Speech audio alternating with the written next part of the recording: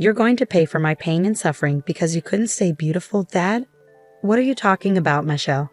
Right now, I feel a sense of achievement like never before.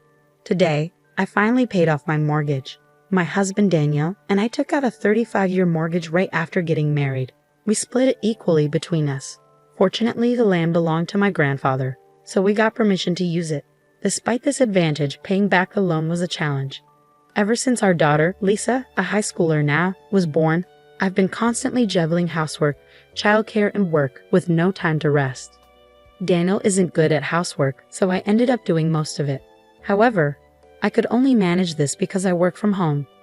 Just because you're home doesn't mean I'll dump all the work on you. I'll cover more of the finances. Just trust me. Daniel initially promised to contribute more financially. However, this promise only lasted a few years. His attitude changed about 3 years into our mortgage repayment and after Lisa was born. You've got it easy being at home all day. I bet you take naps all day when you're not up in the night with Lisa. You're home all day. At least get the housework done. Daniel belittled my work-from-home job, thinking of it as a relaxed way to earn pocket money. However, even working from home has deadlines, and earning enough to help pay off the mortgage while taking care of household chores and childcare is not an easy task. But Daniel didn't understand that. Honestly, I thought of leaving Daniel multiple times. There was even a time when I brought up divorce, but Daniel tearfully apologized and refused. And then we had Lisa. I didn't want a divorce to negatively impact Lisa's future career or marriage prospects, so I held back and have been trying my best until now. Ah, you paid off half the mortgage then. Could you sign this divorce paper? Strangely, Daniel asked for a divorce the moment the mortgage was paid off. We were celebrating our mortgage payoff at a fancy restaurant as a family of 3. I had dressed up a bit more than usual and was enjoying a delicious meal when Daniel took out the divorce papers. There had been no signs until then. Mom, congratulations on paying off the mortgage, Lisa said. Thank you. Now we need to start saving for retirement, I replied. Oh no, does this mean we can't splurge? Lisa asked. Hey, of course not. We also need to save for things like your future study abroad program, I reassured her. Thanks, I'll help with saving, so let me know what I can do, Lisa said. That's how Lisa and I were talking. We were already saving, but without the mortgage, we could save more quickly, so we were talking optimistically about how we'd spend our money in the future. Lisa is a high schooler now, and it was really moving to see that we could have this deep of a conversation. But then, I can't see you as a woman anymore, Michelle. I mean, the way you're working your tail off is a total turn-off, I just can't deal with it anymore. I'm planning on marrying this young woman I'm seeing now, so could you move out? Daniel suddenly blurted out. He just kept talking, oblivious to the shock on Lisa's and my faces. The girl's name is Amelia. Want to see a picture? Daniel continued. Isn't she cute? Totally different from you, Michelle. Even when she's working, she looks like she's having fun and doesn't seem stressed. A real social butterfly, Nothing like you. Wait a minute. The reason I worked so hard was to pay off our family's mortgage. Do you have any idea how tough it is to pay half the mortgage on a work-from-home salary? And wasn't I busy because of all the housework? You never did any of it, Daniel. I interjected. Well, housework is a woman's job, isn't it? I'm just no good at it, Daniel replied. I wasn't good at housework either, but I did my best for our family. We finally paid off our mortgage, so now's our chance, right? Then why are you saying this? When we bought the house and I suggested we divorce, you refused. You said Lisa's still here, so please don't divorce me, I said, trying to make him understand. I changed my mind since then, Daniel retorted in response to my words, looking irritated despite being in a nice restaurant. The atmosphere between us was just awful. Well, what can I do? Younger women are just more attractive. Sure, the economic power you showed in paying off the mortgage with your work-from-home job was appealing, but you just can't compete with youth, Daniel continued callously. That's terrible, Dad. That's awful. It's rude to Mom. Apologize, Lisa interjected. Lisa doesn't get it yet, huh? But you get it, right, Michelle? Women are like appliances. Newer models perform better, and everyone wants them, right?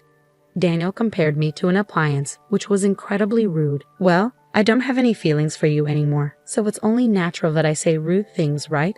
And as for not divorcing for Lisa's sake, well, I might have said that at the time, but that was just an excuse.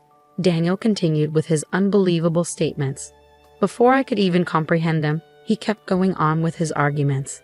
At that time, I thought it would be better to use Lisa's name to prevent a divorce. I thought that would make you reconsider. But in reality, I wasn't thinking about Lisa at all. I was just refusing to let go of someone who would do the housework for me. That's... Can you really say that in front of Lisa? What kind of parent are you, huh? I interrupted, shocked. What does being a parent have to do with anything? I've always prioritized myself, Daniel concluded, revealing his true colors. I'll sacrifice myself for my child's sake. That's just self-satisfaction, right? Don't drag me into that. Daniel's words were unbelievable. Sure, Daniel had always been a bit selfish, but I thought he was still fulfilling his responsibilities as a parent. I never imagined he would say something like this in front of Lisa. Well, look, I feel bad about leaving a woman your age all alone, just like you. That's why I'm giving you all our assets, Daniel said. Dad, what are you talking about? You just told me to leave a while ago, Lisa retorted. That's why I'm saying I'm giving you the money. But in exchange, I'm taking the house. Consider it as alimony, Daniel stated. Alimony? Why would Mom have to pay that? Shouldn't you be the one to pay for having an affair with a younger woman? Lisa challenged. It's not like that, Lisa. Your mom is at fault here too. Let's see, the reason for the alimony can be the crime of not staying pretty, right? Oh, and let's add the crime of prioritizing her daughter over her husband. Daniel laughed out loud, taking a sip of his drink. Lisa was angry at Daniel's demeanor, but for some reason I felt calm. Or perhaps my thoughts were just frozen because I couldn't comprehend what was happening. It was beyond my understanding. Daniel felt like an alien to me. I'm giving you all the money, but because of prioritizing mortgage repayments, there isn't much cash left yet. Daniel continued, he plans to give that away and keep the house for himself.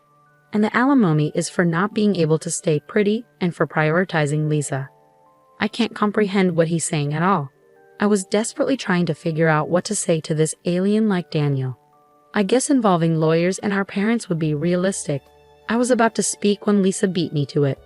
By the way, Dad, is this young woman you're talking about the one living about 5 stations away from here? She's a bit older than me, right? You met her about 3 months ago, didn't you? What? How do you know that? I asked, ignoring our surprise. Well, you see, my friend's dad also got involved in a similar trouble recently. A woman suddenly approached him, saying, "Look at me, not your wife." But that dad promptly discussed it with his wife so they could see through the woman's intentions and kept her at bay. Unlike our dad, he was wise. Lisa, how can you talk to me, your father, like that? Daniel fumed. What? I'm just telling the truth. By the way, I heard that the situation at my friend's house was also quite difficult. The relationship between the couple was strained for a while. But what's important is what comes next. It seems this Amelia lady targets all men who have girlfriends or wives. Lisa explained. What? What do you mean, Lisa? What are you saying? I was confused. Watch your words about Amelia. I won't forgive you, even if you're my daughter, Daniel threatened. But Lisa remained unperturbed. She then showed a few photos from her smartphone. Look at this. The first photo is of my club senior being approached by her. The second is a classmate of mine being approached. Both of them have girlfriends, and she told them, "Look at me, not your girlfriend." What? What does that mean? I asked. Well, she seems to enjoy stealing other people's men. She doesn't like Dad. She just likes the thrill of stealing, Lisa revealed. Daniel seemed shocked by Lisa's words. He was silent for about a minute, just staring blankly. But eventually, he seemed to regain his senses. He retorted back at Lisa with a desperate expression.